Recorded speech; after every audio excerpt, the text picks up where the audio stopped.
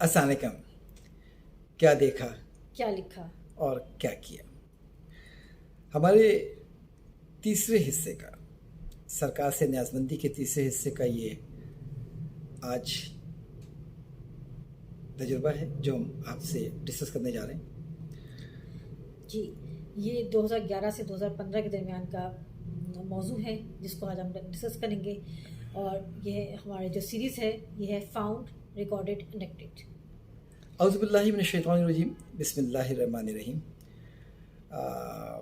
ایک کمپنی ہے، اس کی اوور دا کاؤنٹر ڈرگ ہے، مگر وہ دستیاب نہیں ہے. وہ ٹیبلٹ سے، وہ ایکٹیو فارماسیوٹیکل انگریڈینٹ، وہ دوا جذب ہونے کے لیے اس مقدار میں جس مقدار میں آپ نے وعدہ کیا ہے لیبل کے اوپر.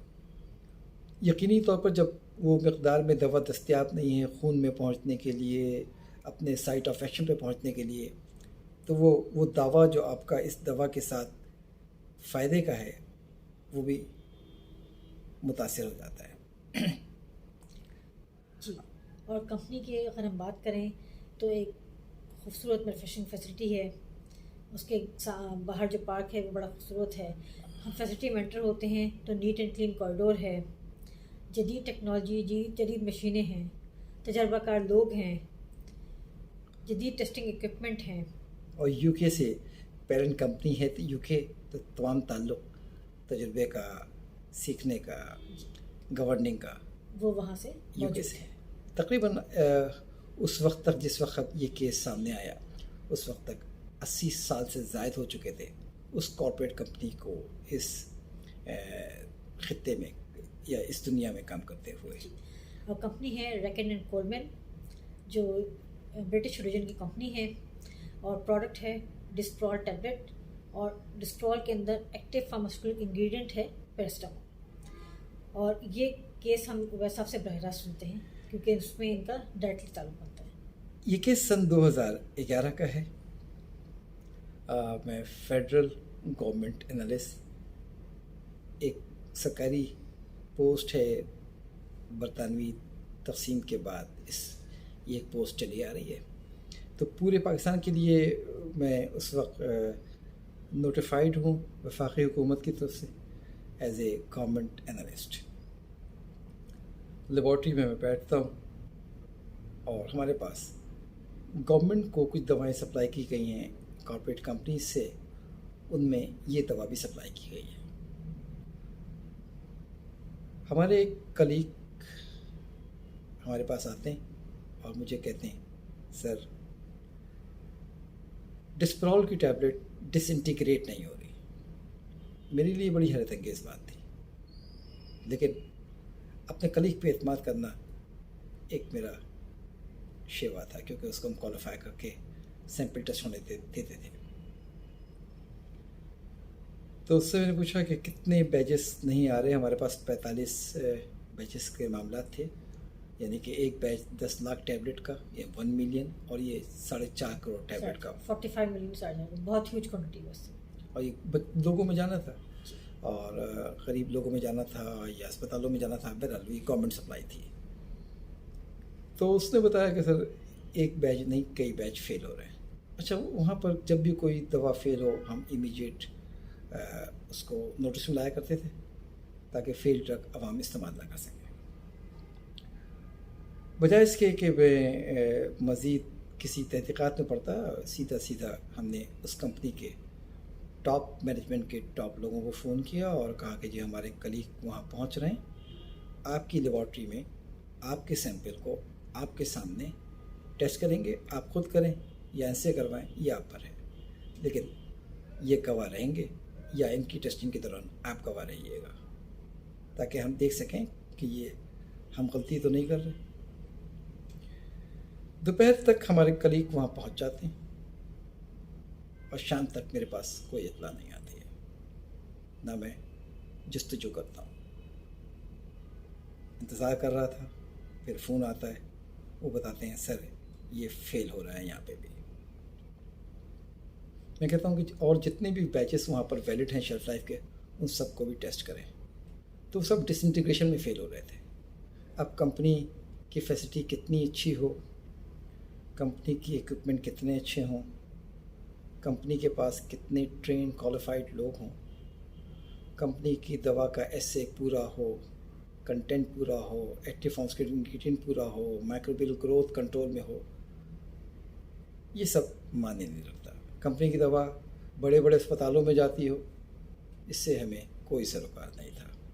کمپنی کی دوا سب بڑے بڑے لوگ کھاتے ہیں، یہ بات ہمارے لیے امٹیریل تھی. ہمارے اگلے درخواست اپنے کلیگ سے یہ تھی کہ اور جو بیچز وہاں پر ٹیسٹ ہو سکتے ہیں وہ کر لیجئے، گھر دیر سے آ جائیے گا. وہ ٹیسٹ کر کے آ جاتے ہیں. کمپنی کارپوریٹ کمپنی ہے. اس دوران ٹیلی فون کے اوپر اخلاقی دباؤ کے ساتھ ساتھ تمام معاملات شروع ہو جاتے ہیں.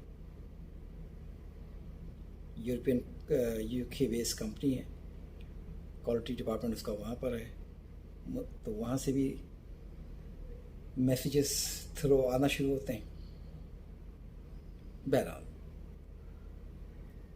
ہم وہ سمجھتے ہیں کہ شاید کمپنی کا قد و کاٹ دیکھ کر ہم فیصلہ کرنے میں کچھ انتظار کریں گے. اگلی صبح ان کو تمام دواؤں کو غیر معیاری ڈکلیئر کر دیتے ہیں. ریکالس کے آرڈر ہو جاتے ہیں، ٹرک روک دیے جاتے ہیں، کمپنی کو اخبار میں چھپوانا پڑتا ہے. گورنمنٹ مینوفیکچرنگ اسٹاپ کر دیتی ہے اس کمپنی کی، اور لوگ ایک کمیٹی بن جاتی ہے جو انویسٹیگیٹ کرے اور کاز نکالے. دیکھیے جی، ڈسپرال جو ہماری عمر تک کے جو لوگ ہیں انہوں نے ٹی وی پہ بہت ایڈ دیکھا ہوگا شیئر مارکا گولی، شیئر والی گولی کے نام سے. حیرت انگیز بات میڈم یہ ہے کہ پھر بعد میں نہ وہ دوا میں نے یہ جو نہیں ہے جسے ہم کہتے ہیں اسٹیڈیم روڈ کراچی، ان کے دونوں اسپتالوں سے اٹھوائی، وہاں سامنے جو فارمیسی ہے وہاں سے اٹھوائی، اور ان کو چیک کر کے دیکھا تو وہ سب فیل ہو رہے تھے.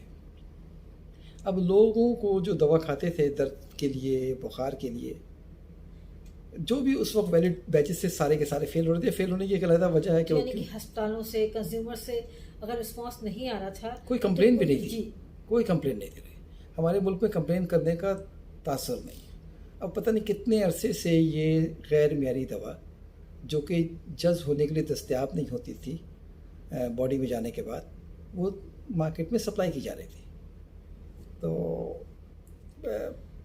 تو میں اس معاملے کو اگر کنکلوڈ کرتی ہوں اس طرح کہ یہ تو پیراسٹامول کی ہم بات کر رہے تھے، اگر اس کے بجائے کوئی اور دوا ہوتی، کوئی اینٹی بایوٹک ہوتی جو دستیاب نہیں ہو رہی تھی بلڈ میں، یا استھما کی ڈرگ ہوتی، یا بلڈ پریشر کنٹرول کرنے کی دوا ہوتی، یا ڈائبٹیز کی دوا ہوتی، تو یہ تو بہت زیادہ پینفل ہو جاتا معاملہ. یقیناً ایسے معاملات ہوتے ہوں گے، بالکل، کیونکہ وہ تو اتفاقی ہم سے کینچ ہو گئی تھی نا، وہ ڈرگ آ گئی، ہم پیراسٹامول کہاں ٹیسٹ کر رہے ہوتے ہیں. تو آگے پرسیپشن ہے کہ کارپوریٹ کمپنی ہے، سب کچھ صحیح ہوگا، اس میں نہیں رہنا چاہیے.